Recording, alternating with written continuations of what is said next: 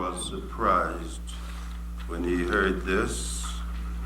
He turned around and said to the crowd following him, I tell you, I have never found faith like this, not even in Israel. The messengers went back to the officer's house and found his servant well. In the 7th chapter of the Gospel of Luke, verses 1 through 10, we have the reading of our text, the mighty work of God in healing the centurion's servant. Jesus has just finished delivering that great message which we have come to know as the Sermon on the Mount. We said in our Sunday school lesson this morning, it was really not a sermon, for he was teaching them. He was teaching them. Jesus was a preaching teacher, not a teaching preacher. His main thing was teaching. He was known by that title, teacher. Wherever you see that word master, it means teacher. Jesus was a teacher, and he preached, but he also taught. And he finished teaching there on what we know as the Mount of Beatitudes, outside Capernaum in the Valley of Gennesaret. And then he started into Capernaum itself. And there he met a group of the elders of the synagogue. For there was a centurion, that is a Roman officer, in charge of 100 men, who had a servant whom he loved. And his servant was sick, on the verge of death. And he was concerned about his servant. And he heard about Jesus. And he did not attempt to approach Jesus, for he did not know Jesus, what his attitude would be toward him as a Gentile, a Roman. And so he went to some of the elders of the synagogue, some of the more influential Jews of Capernaum, and asked them if they would go to Jesus and ask that he would heal his servant. And so that was the mission of these elders of the synagogue. They came to Jesus and told him about the servant being sick. And they told Jesus, this man is worthy of whatever you will do for him. He's worthy, for he loves our people. And not only that, but he built a synagogue for us in Capernaum. This is the way we reason, you know. We think like that. He's worthy. He's worthy. Because he loves our people, he's worthy. Because he built a synagogue for the Jews, he's worthy. he's worthy. But you see, the elders of the synagogue, did not know a couple of things about Jesus. One is they did not know that Jesus does not deal in worthiness. He deals in grace. I thank God that Jesus will help you if you're not worthy. That's all I'm saying. Jesus will help you if you're not worthy of his help. You don't have to cite all the good things that somebody has done to get Jesus to help you. All you have to tell Jesus is he needs help. That's all. He doesn't care anything about all this. And it didn't bother Jesus about him building a synagogue. All of that, all they had to say to Jesus was the man is in need of your help. And he's seeking your help. Yes. And so they said he's worthy and he loves us and he built a synagogue, all of that sort of thing. And you ought to come and heal the man's servant. Jesus did not even go into the matter with them. He just decided it was on his way anyhow. He just decided to go on by there and look in on the gentleman himself. While they were on the way to the man's home, they were met by another group. This group were friends of the centurion. First, he sent the elders of the synagogue. And then he sent his friend to talk with Jesus. This man decided that he needed somebody to make intercession with Jesus for him. Unfortunately, there are many people today who think they need to go through somebody to get to Jesus. There are still those who think that they ought to have somebody else to talk to the Lord for them.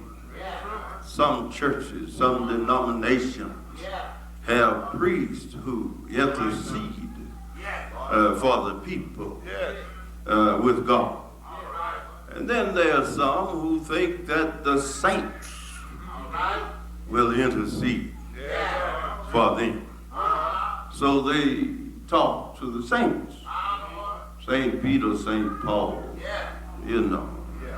St. Andrew, St. Thomas, St. Teresa, St. Monica, Santa Monica, any saint. And above all, our Blessed Lady. Yeah. You can just talk to our Blessed Lady. She will intercede with her son on our behalf. That's what this man, he didn't know. He was a pagan, and he thought somebody ought to speak to Jesus on his behalf. But while they were on the way, I said they met some friends of his. And those friends brought a message from the man, from the centurion, from the great Roman official. They brought a message. And he said to Jesus, you don't have to bother to come. At first I thought that you ought to come and heal my servant, but it's really not necessary for you to bother to come. For several reasons. One is that I don't think I'm worthy for you to come into my home. You see, I live the kind of life. I just don't think I'm worthy. I wouldn't want the rabbi to come in because I am a military man. I'm under authority. And I'm used to just giving orders And when I say something to one, he does it because of my rank. But you see, I found out just from what I've heard about you that rank works inversely with you. That the higher one's rank is, the lower he is in your esteem. And I feel like that I'm not worthy for you to come under my roof because of these circumstances. Then another reason that I don't want you to come into my home is because, you see, you are a rabbi and one steeped in the Jewish tradition. And I'm a Roman, and I don't have the same religious background that you have. In other words, I don't belong in the same church you do. I don't think it would be good for you to come into my home. You understand? I don't even call on the same God you do. So it's not necessary for you to come into my home in order to heal myself. And then the next thought is that I don't think I'm worthy to come into your presence. For you see, Mark told the story, I don't know if it's the same one, but he told the story where a centurion came to Jesus and asked him to heal his servant. But this fellow said, I don't feel worthy for you to even come or for me to come into your presence. I just don't feel worthy. I just feel like I shouldn't come into your presence. Oh, the tragedy of it all. We have people today who don't feel good enough to come to church. I've talked with people that say, I don't feel good enough to come. Then when they fool around and wind up out here, and you get to talking with them, they say, well, as soon as I get my life straightened out, I'm going to come to Christ. You know, that's a sad thing. He said, I can't come to Christ until I get my life straightened out. You know, that's like saying, as soon as I get my clothes washed, I'm going to the laundry. That's exactly what that is. As soon as I get them clean, then I'll take them to the laundry. I don't want to take them that dirty, you know. They don't understand what the laundry is all about. It's all about dirty clothes. That's what laundry is about. It's about dirty clothes. It ain't about clean clothes at all. You don't need to take clean clothes to the laundry. Yeah, but as soon as I get them all clean, I'll bring them out there and get them all pressed out, take them to the cleaner, you know. But you see, we have to understand that you come to Jesus on the basis of your need for Jesus. If you don't need, don't come. There ain't no need to even coming if you don't need anything. Oh, I wouldn't have come out here the other Sunday as bad as it was if I didn't need something. Man, I wouldn't come out here for the fun of it. Nowhere to park and slipping and sliding all over the street. And I'm coming out here just to be coming out here. No, I come out here because I need something. And if you come here, you ought to be coming because you need something. You ought to have a need to bring with you. This man had a need, but he said, I don't think I should come because I'm not worthy to come. And that sounds all negative. It seems like Jesus would have said, well, if you don't want to come, forget it. Yes, sir. That's what we would have said. Well, if you don't want to come, just forget about it. It's your servant that's sick, not mine. You the one needs some healing. But Jesus saw something else in what this old boy said. For he said not only that he was not worthy for Jesus to come into his home, he said not only that he wasn't worthy to come into the presence of Jesus, but he said something even more important. He said to Jesus, if you just speak the word, he will get well. You understand? You have to cut through all that other stuff in order to get to the meat of this thing. The meat of this thing is that this man realized that Jesus was able just to say the word, and his servant would be healed. You don't have to come, just say so, and he will be healed. Now you're talking about some faith in Christ Jesus. Jesus, that stopped Jesus in his tracks.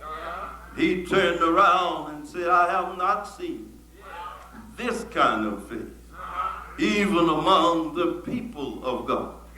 Or you would be surprised at how some people out there in the world that have had no contact with the Lord at all can put church folk to shame having faith in the Lord. This man said, I believe that if you say the word, he'll be healed. He said, I believe that you don't have to take another step in this direction. But I believe that if you desire my servant to be healed, he will be healed. That's a whole lot of faith for a pagan to have in the Lord. That's a whole lot of faith for a heathen to have in the Lord. There are so many people sitting up in the house of the Lord every Sunday morning that have not this kind of faith in the Lord helping them. They come to church, they sit up and sing the hymns. They sometimes say the prayers. They sometimes even preach. But they do not believe that the Lord is able to heal their condition. Some folk come to the Lord singing and praying and testifying and don't have enough faith to believe that the Lord will sustain them in the midst of their troubles. I come this morning to say along with this centurion, don't worry about it. I know that the Lord is able to heal the condition. I know just a word from him will do the job. His word,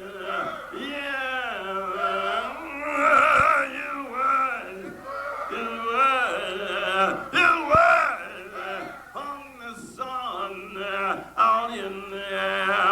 His word hung the stars to light by night. Put the moon as a lesser light. His word, his word, his word, his word,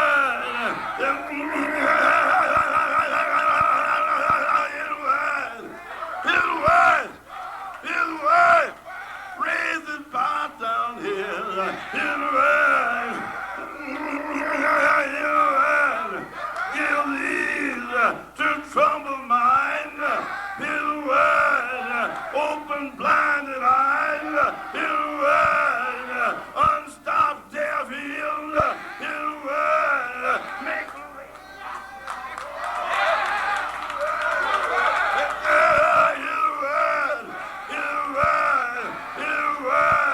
raises bowed down heads.